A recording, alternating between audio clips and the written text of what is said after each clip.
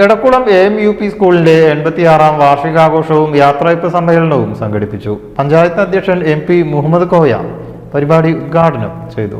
പവൻ gold light star complex Tirunavaya road Puthanathani. Panchayat അധ്യക്ഷൻ MP Muhammad Koya പരിപാടി ഉദ്ഘാടനം ചെയ്തു. ഇത് സ്ഥാപിച്ചതിന്റെ സ്ഥാപകൻ നായിക്കുട്ടിയാജിയെ പോലെയുള്ള ആളുകൾ സ്വാതന്ത്ര്യത്തിന് ശേഷവും സ്വാതന്ത്ര്യത്തിന് മുമ്പുമൊക്കെ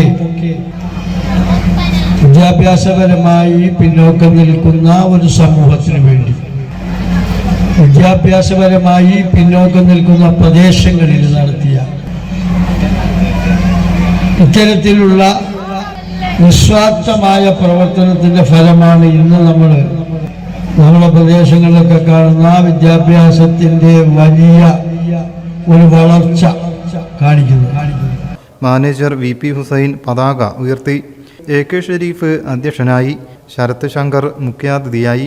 വിരമിക്കുന്ന അധ്യാപകരായ ശോഭ, പത്മാവതി എന്നിവർക്കാണ് യാത്രയപ്പ് നൽകിയത്.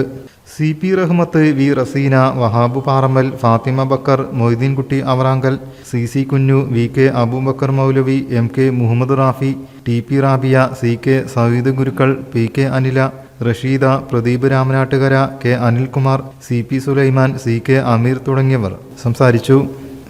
News bureau, Tirur. Pavan gold light star complex Tirunavaya road Puthanathani.